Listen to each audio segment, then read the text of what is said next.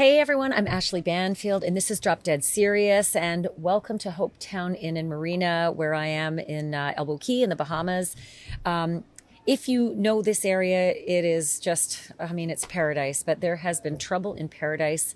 And let me tell you, maybe it's better to say there's been paradise lost, because we are on the fourth day of our investigation here in the Abacos, in the islands north of Nassau, north of New Providence.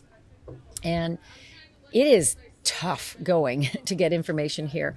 It's tough to get information from the Royal Bahamian Police, and it's tough to get information from locals because not everybody, trusts the media, and not everybody wants to talk either. But we have found out a few things that we need to bring you today. Particularly, we now have the last known photo at this point of Lynette Hooker alive.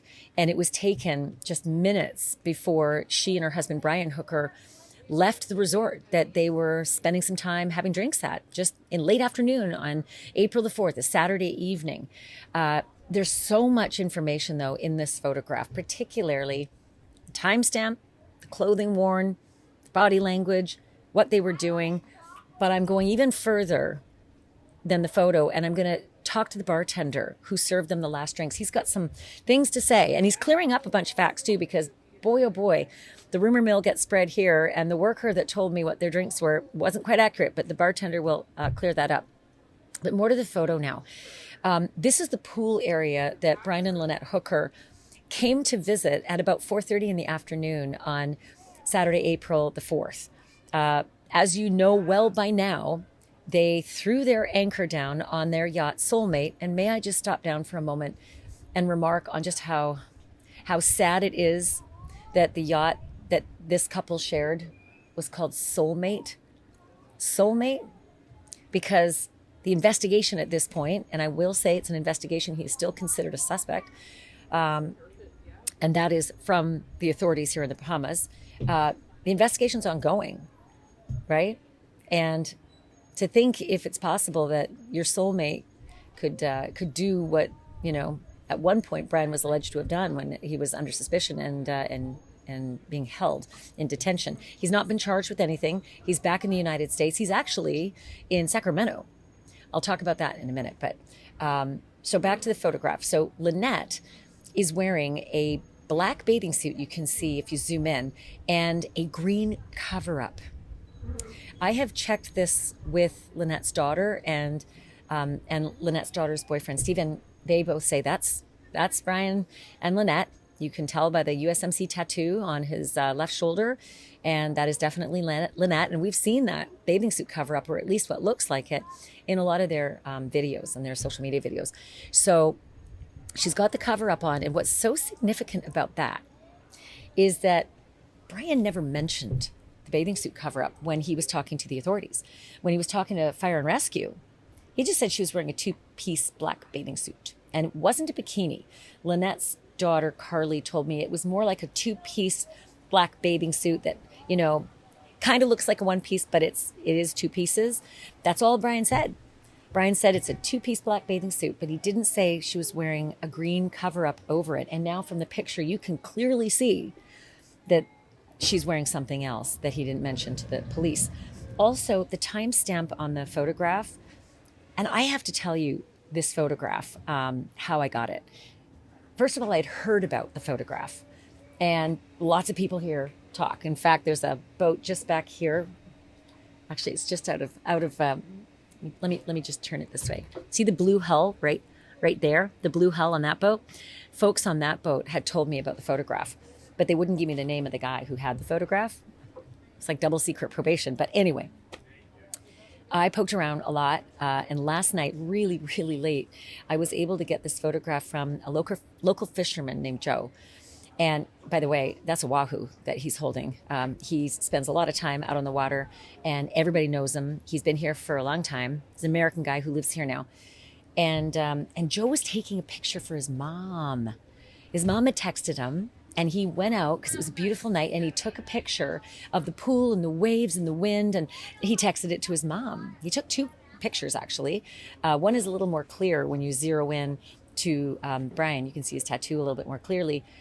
But it wasn't until the next day that Joe realized, hold it, I think I have a picture of them. And the timestamp is 6:34 p.m. 6:34 p.m. We know that Brian and Lynette are still at the pool. And the bartender corroborates that as well. Tells me that he served them their last drink at about between 6 and 6:30. There is surveillance video, and the Royal Bahamian police forces, being very, very strict and very cagey, they are not allowing the general manager of the Abaco Inn to release it. Not even to Karli, Lynette's daughter. It's really, really sad because we actually spent a lot of time with Karli and her boyfriend Steve. They finally made it over to Elbow Key, and we went back with them. And I'll show you that in just a minute. We went back with them to the Abaco Inn where her mother was last seen. And I talked to them there and got their thoughts once they've now seen the lay of the land. But it just surprised me that the general manager wouldn't give them the video. He did let them look at it. He let them look at the video, but he wouldn't give them a copy. And when they looked at the video, they also remarked on the timestamp at the moment where Brian and Lynette are leaving the Abaco Inn. And their recollection is it's sometime around 6:38, something around there, which would basically mean this photo that was snapped at 6:34 is just minutes before they finally leave. But it also is weird because it doesn't seem to jive with the story that Brian told most people, that he left around 7:30. Because this is well before 7. It would add sort of an extra hour onto the whole story of when the boat went over and how long it took him to get over to Marsh Harbor, floating. Up until now, it's been around 8.5, 9 hours. Well, now it would be 9.5, 10 hours, and longer and longer. Also, bright effing daylight.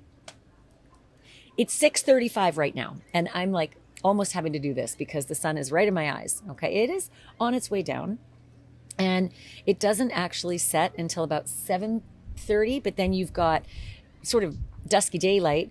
It's not dark till 8.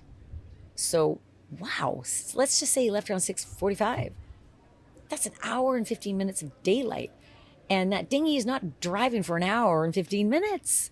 It's only going about 10, 15 minutes out from the Abaco Inn to, out to the anchorage where they were just outside of White Sound Channel, right? Anyway, it's just another data point on this very bizarre story that Brian has told that doesn't match up with some of the other things he's told other people. So 6:34 is the timestamp on Joe's photo. And thank you, Joe, and thank you to your mom. I appreciate the fact that you took the photo for your mom and that you shared it with me. I do appreciate that. The other thing that I wanted to tell you about was that when we first got to the Abaco Inn, gosh, how many days ago? Like 3, I think 3 days ago. I don't know, losing count, 4 days. Some of the workers there said they only ordered 2 rounds, Bacardi Light and soda. They did only order 2 rounds, and they did have Bacardi Light, but not soda. It was Coke. And look, the details are insignificant to the investigation, but just facts are important. So, and the reason I know that it's a Bacardi Light and Coke with a lime, also known as a Cuba Libre, is that the bartender told me. The bartender himself, I finally was able to catch up with him because he's been off the last couple of nights. And I was able to talk to him firsthand about everything he saw with this couple. Were they remarkable? No, not really.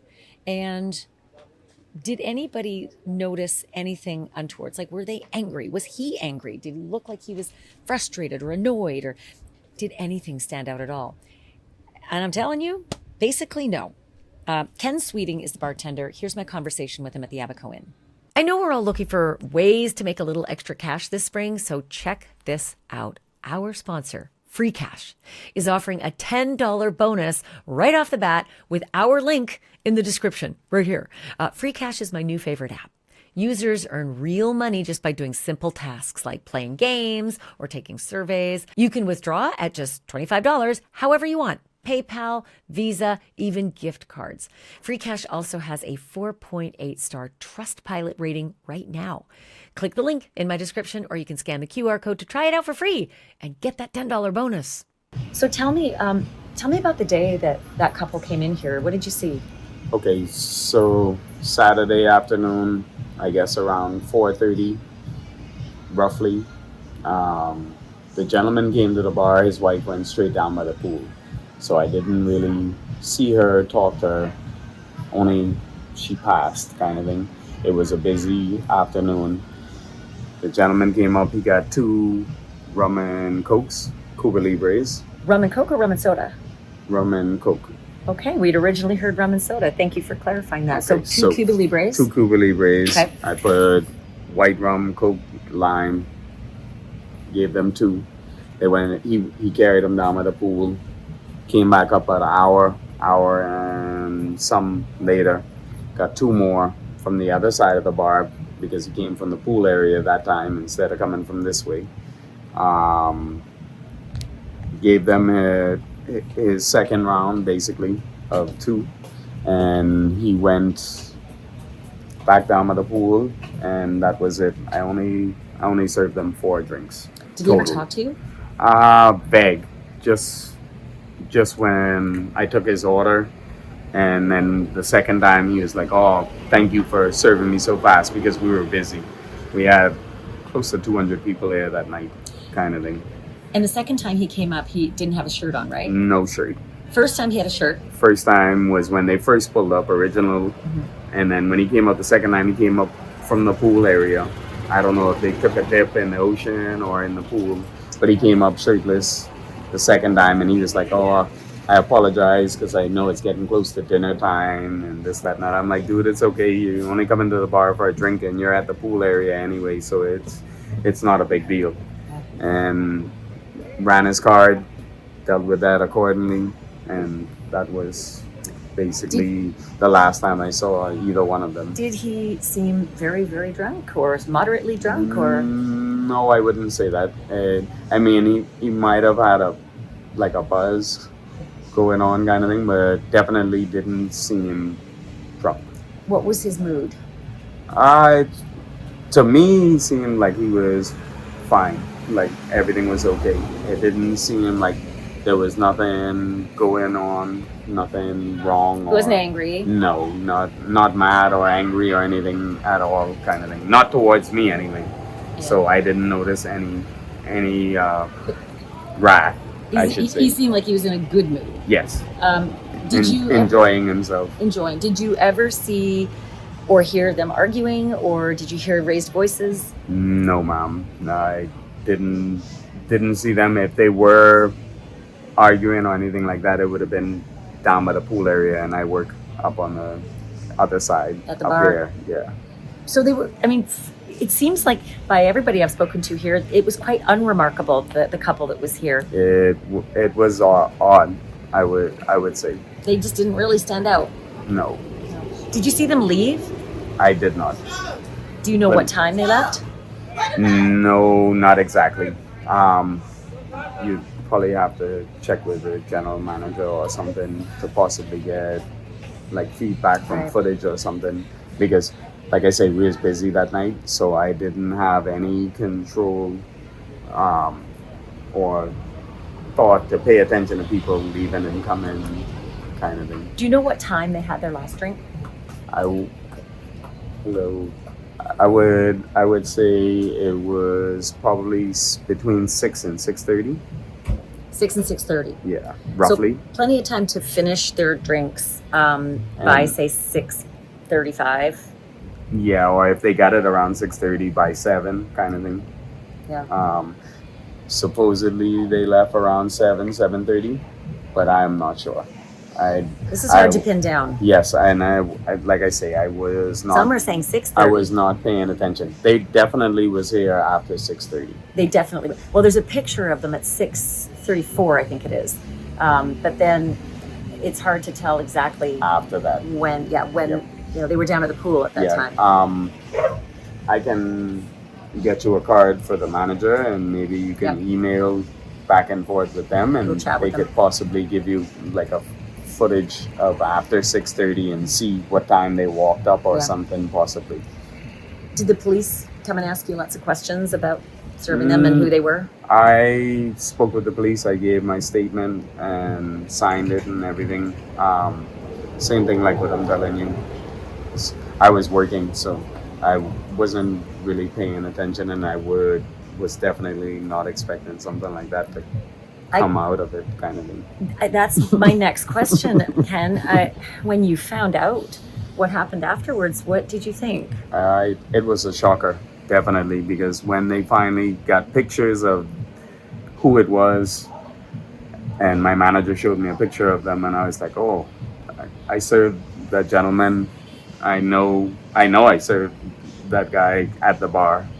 I know what I served him, kind of thing, because I'm a pretty good bartender. I've been bartending about 20 years, kind of thing. You remember the drinks. I was a bartender for 6 years, so I hear you. You remember what people drink because it's their character. Exactly. A lot of times, Most of the time. But I suppose, shock, but also I can imagine it doesn't really happen here. These No, things. this is not a normal thing. Definitely, this is oddball.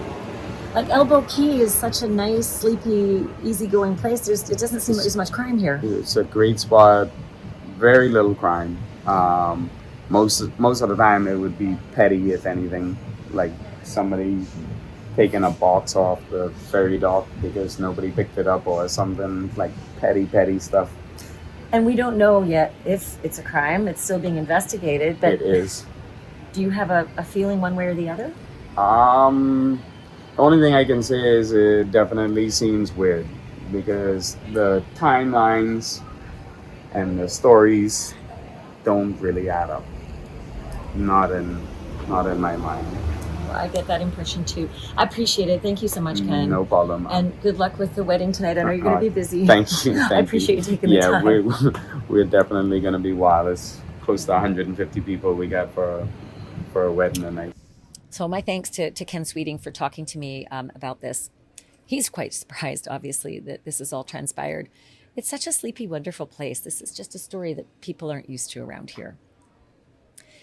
So at the Abaco Inn, I also had a chance to talk with Steve and Karli. Karli is Lynette's daughter. She's come all the way from Michigan to the Bahamas and puddle jumped all the way, from Nassau to Marsh Harbor, and then Marsh Harbor with the ferry over here to Elbow Key. And she, for the first time, went to the Abaco Inn today. We rode with Karli and Steve to the Abaco Inn in their golf cart. We chatted along the way. She is so stoic, but I can just see the pain in her face, and I can just hear it in her voice. She's really struggling with this. This is very, very hard because she's, trying to track down the story of what happened to her mother. And by tomorrow, and again, today is April 17th, Friday. By tomorrow, it's going to be 2 weeks. It's a long time to go without any knowledge of A, where your mother is, and B, what are people doing about it. So we rode with them there, and I'm going to show you in just a minute our conversation when we got to the Abaco Inn. They had a chance to look around. We showed them a few of the things that we'd seen there as well. And we talked to them on the dock where it's likely her mom and Brian would have hitched up their dinghy and for the last time climbed down the ladder into the dinghy and gone down the White Sound Channel out to their anchorage. But before they did that today, they were able to get back on board Soulmate. It's still sitting on the mooring ball. It's still sitting in Marsh Harbor at the Conch Inn, basically just off from the Conch Inn. And nice locals gave them a ride out onto the water and got them on board. So Karli and Steve were able to get on board their mom's boat and actually look around and get some mementos, things that are important to Karli of her mother, things from her mother. And I just wanted you to see, they shared this with me, so I'm not breaching anyone's confidence or privacy. They shared the images and the videos of them getting onto the boat, going down below and looking for things. Take a look. I know, baby. I know.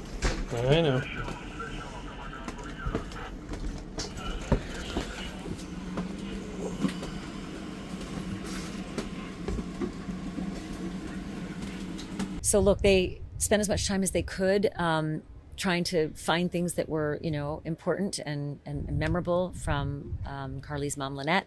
And let me just give you the list of things that Karli told me she was able to retrieve from down below. She said she got a necklace of Lynette's, and it's an L for Lynette in diamonds. And actually, Karli said her mom used to wear it all the time. And so she's really at least happy that the necklace was left behind so that Karli's got that necklace. I guess Lynette used to wear a lot of headbands. And so Karli really wanted those headbands. Today, she was actually wearing one of her mom's headbands that she got from on board. And in one of the pictures, you can actually see Steve's sort of got the collection of headbands in his hand. She also, this broke my heart. She found a picture frame on board that Karli herself had actually painted for her mom. And so she took that picture frame back, and a little Buddha, because apparently Lynette loved the little Buddha, had a little statue, and so they took that as well. But not a lot, just important mementos that were very meaningful to Karli.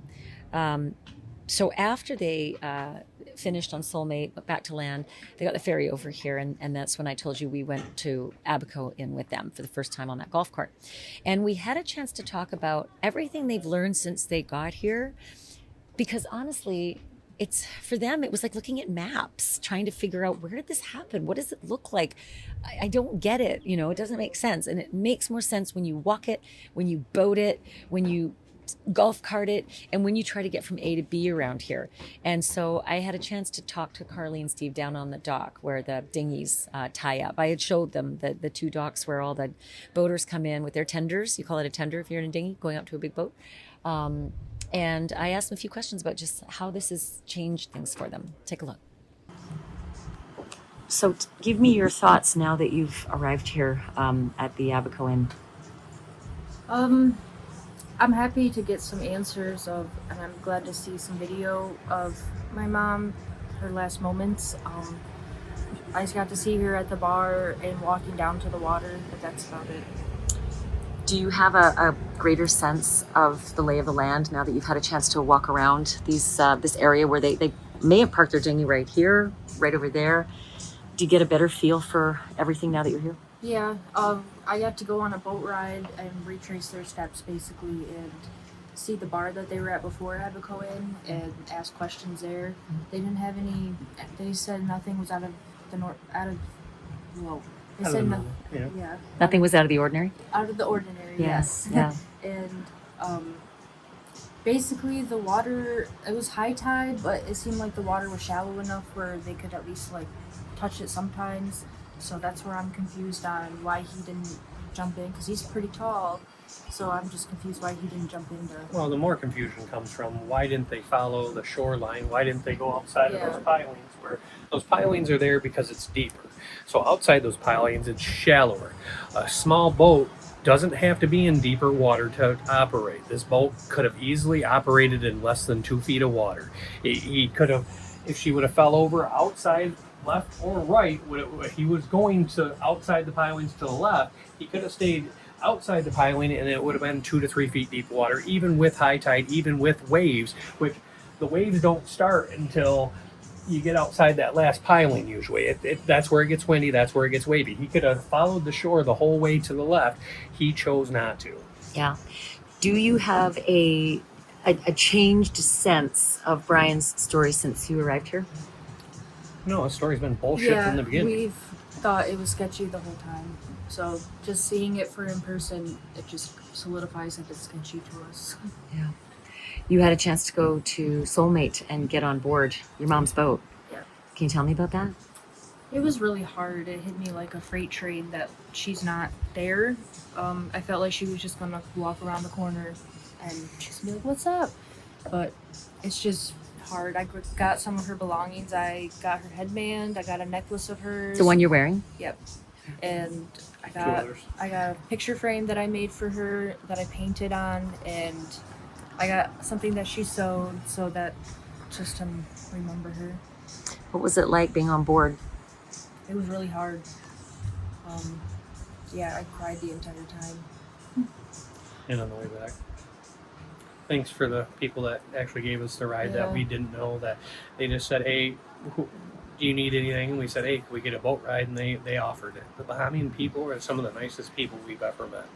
They have been really good. Mm-hmm. I have to say that we're in the same boat. We've been getting a lot of rides and a lot of help from people here, and they're more than willing to step up. Yeah. They all think the exact same thing. They all know his story is garbage and he's a garbage person. What do you think about the notion that he left the day after he was out? I think it just shows his character on how much his word means. How do you say, I'm going to never stop searching for her, and then leave the next day to say you're going to go aid for your mom, which you know she's been sick for a while, so why now? Is there anything that's changed for you being here now that you've been able to be on the island, come and actually walk in the last steps of when Lynette was last seen? Is there anything that's changed or any knowledge that you've gained since you've been here? He said that they left at 7:30, but it shows that they left at 6:30, so it's just Ish. yeah, 6:30-ish. And seeing that photo at 6:34 is different as well. It really does sort of timestamp them being here at that point. Yeah. So there's an hour there where something May or may not have happened. We don't. Yeah. And we don't know what had happened. We just know that it took them literally 9 hours to float from out there across the waterway. What is it, 4 or 5, 6 miles or something? Which 4 miles. everybody here says if the wind was blowing 20 knots, that him in a dinghy, even if, because he said he was paddling, so if he was paddling against the wind, which would make no sense, you paddle towards, there, it should have taken him 2 to 3 hours max, so there's several hours outstanding at a minimum. Yeah, and why would he move his boat after she disappeared? So that's also another... If you want her to come back, because she was lost and someone found her and she got on a boat, you'd come back to where you thought your boat would be, and then it's gone. You're like, hey, where'd my boat go? Yeah. What do you think of that information that the fire and rescue guys said that he seemed very concerned about getting the dinghy back, but didn't ask how many search boats are out? Where's the search command post? Like, how can I join up? It just makes it seem like he just wants this to be done and over with. Like, it kind of seems like when he was texting me, he just wanted me to get over the fact that my mom's gone. Like, oh, we'll get through this, honey. Like, what? My mom's gone, and your story is not adding up. I'm not gonna just be on your side because you just want this swept under the rug. Have you had a chance to talk to him at all? Not since he told me about it. And has he tried to reach out to you, or have you tried to reach out to him? No. He contacted me a few times. He texted and called and left voicemails, but other than that, I haven't answered. Do you plan to? No. You don't. Right now. You don't want to talk to him. With the facts that I know and his story and my gut feeling, it's a definite no right now. What do you think happened? I think he did something to her and threw her in. He might have did something to her. They got to the boat, and then when he moved it, dumped her out at sea, maybe. I don't know. But nothing good. Nothing good. You don't believe a word of his story. No. Well, we know he did float across. That's about the only part of the story we know is semi-true, is he did float in the dinghy across, and it took 9 hours somehow to float 4 miles in a 20-knot wind. Which every boat captain we've talked to, every person of knowledge of sailing we've talked to, have all said that is not plausible. Yeah. There's several hours outstanding. What were those hours? We don't know. All right. Thanks, guys. Just has to be so incredibly painful for Karli, knowing that her mom was out there somewhere, might still be out there somewhere, but just not knowing, not having the answers, I just felt like she's just a kid, and she is her mother's only child as well, no siblings. So she and Steve, her boyfriend, are really just doing this, on their own. This was difficult for me to see last night. Someone else I met when I was out doing my rounds. Nice guy. He and his dad do a lot of fishing here. They sat beside me. We were having dinner, and we talked, and he said, everyone's talking about this story. Everybody is talking about it. He said, there are a lot of sharks out there. Some people say, look, they barely ever bite. There's barely ever an attack. The last one was years and years ago. Others say there's tons of tigers and bulls, right? Tigers and bulls are the nastiest sharks out there. And I said, yeah, but how close to these areas, right? There's a lot of boating here, and people, throw their anchor down and they're swimming off their yachts and everything. And most people have said, no, they never go after the swimmers. It's so rare. Down the way, the fishermen come in at 5:30 and there's a whole bunch of them, but maybe not in this particular area. And then Jonathan, who's sitting next to me, shared a video with me of him on board with a local captain who, by the way, they are eagle-eyed. These fishing captains, locals, have bionic eyes. They're Steve Austin eyes. This fishing captain could see a tiger shark way up ahead. I didn't know what the video was. I'm looking at it forever because they're just cruising along the beautiful water. And then you see it. You see the tiger shark that was just outside of White Sound Channel. That's the channel that comes out of the Abaco Inn. That's the channel that Steve and Lynette would have had to go out, take a left, turn south, and head towards their keel boat, Soulmate. 46-foot catch. And it would have been just a couple thousand yards down the way. Not even a couple thousand, under 2,000 yards, maybe even under 1,500 yards. So the video you're about to see is right out that channel, right in the same vicinity. Take a look.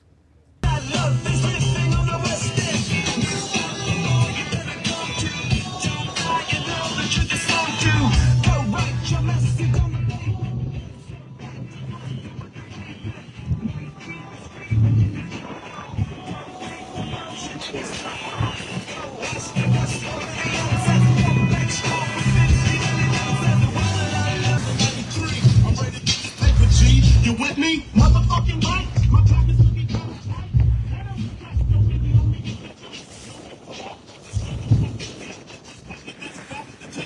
tight. Bro, that's a big tiger.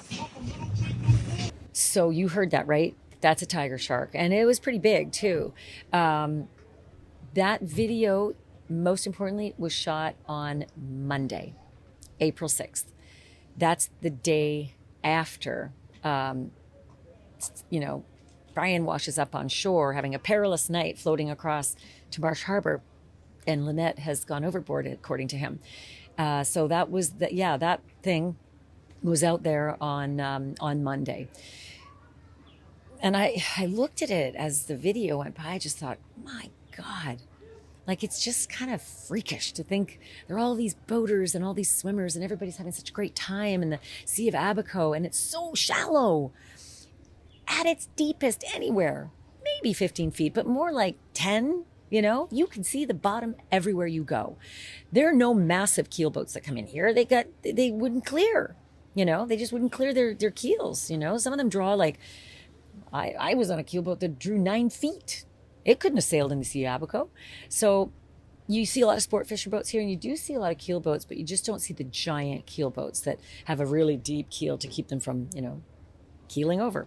But the one thing that a lot of people have said, and I've said this before in other episodes, is that you more than likely would see a body. And you're going to see eventually the video that I got, or at least the picture that I got of the U.S. Coast Guard flying a grid pattern over the entire Sea of Abaco area where Lynette would have drifted. And you would have seen them. They used sonar, they used drones, they used the C-130, they aircraft, they did all that, right? And you would have seen it because it's like a shallow pool almost, right? Or it's like between the shallow and deep end of a pool, I should say. Anywhere between 2, 4, 6, 10, and at the deepest and rarely at highest tide, 15 feet. So they feel like if Lynette was in that water, they'd have seen her. And they have done every shore, everywhere. They've taken the cadaver dog on the shores. Nothing, absolutely nothing. I don't know if you noticed that, but there's a life vest sitting on board Soulmate. It's actually in the cockpit out in the open, like a big gust, and that thing could blow off, but it's out there. That's how Brian left it, which is odd. Nothing seems to be stowed properly. It's just kind of very chaotic in there. I do know that the police have been on board multiple times and that they have taken things from that boat. They took the oar.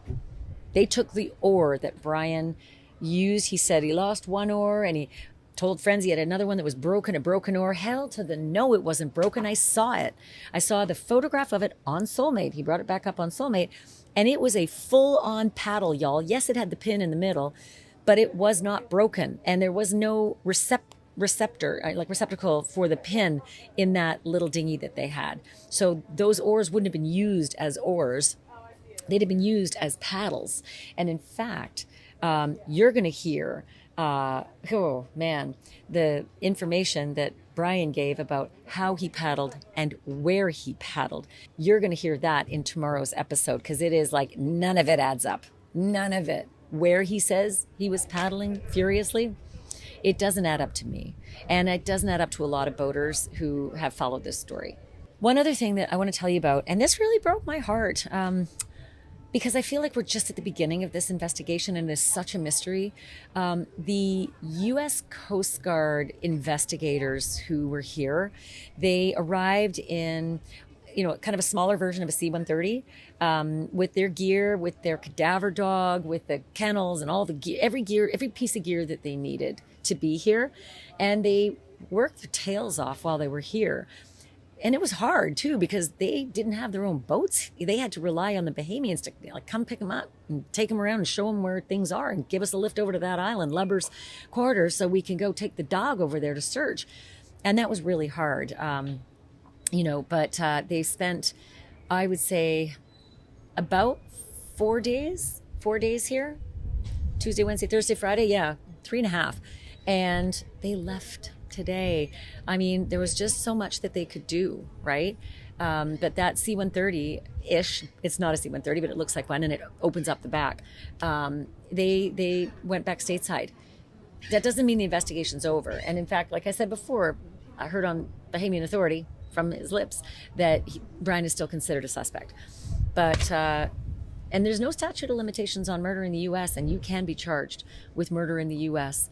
Even when something happens overseas with a U.S. citizen. So that is still ongoing, and the investigation is still ongoing. But they are now taking the investigation back stateside. And it was sorry to see them go, because I just feel like there's just so much more maybe that needs to be done. But listen, you search where you search, and if you don't get a hit, you don't get a hit. Speaking of stateside, Brian Hooker, you already know, took off, went back to the United States one day after, literally the next day after he was released from detention. And I get it. Not a lot of people want to stay in a foreign country if they're a target of a criminal investigation. But he didn't have a passport, so he would have had to expedite it. And I know he didn't have a passport because he said his passport, Lynette's passports, and the extra key for the electric engine on the dinghy all went overboard in the dry bag. A dry bag, by the way, I've said this before, that's 1.5 feet by 1 foot and bright green, big, hasn't washed up anywhere. So I don't know where the dry bag went, but the flotation device was all the way over on the next shore, next to Brian Hooker's dinghy, 100 yards away. So why didn't the flotation device? It's for another episode. In any case, he said as he was leaving this country that he was going to visit his sick mother.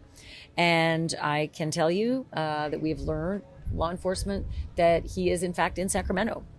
He went all the way to Sacramento, where his mom, Rita Ward, lives. I want to just remind you of something that Rita Ward told News Nation. She said, quote, Brian is going to continue searching for Lynette, and he's talking to his kids by phone as often as possible and hopes to see them soon. He's not searching, not here. He's definitely not searching here.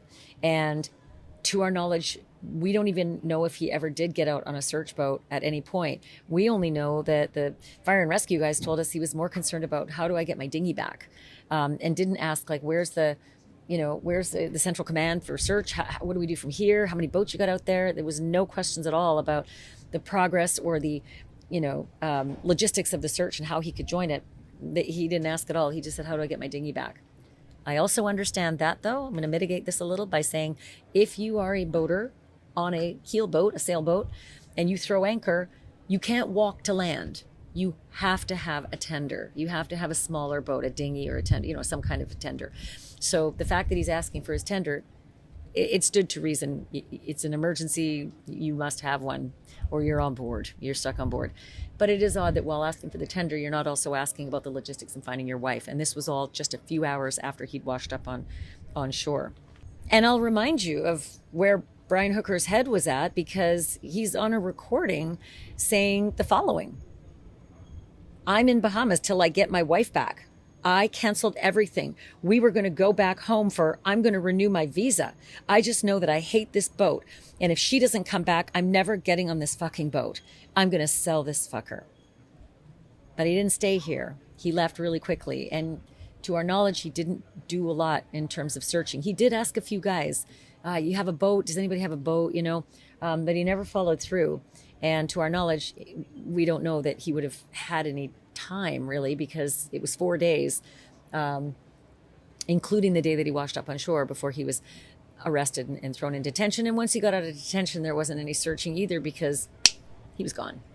So there you have it from Hopetown on Elbow Key in the Abaco Islands in the Bahamas. I know it's a mouthful, but boy, is it a great place to be. It's just that this is such a sad story in such a happy place, I do have some interesting stuff coming up, though. I've talked to the one guy who spent the most time with Brian once he washed up on shore. And let me tell you this, the things that Brian said to him, not the same as the things that Brian told his friends. All that's coming up, so make sure you subscribe and do a like if you will. It really helps us out, and I appreciate it like you don't even know. Thanks, everyone, for listening. Thank you so much for watching. And remember, truth isn't just serious. It's drop dead serious.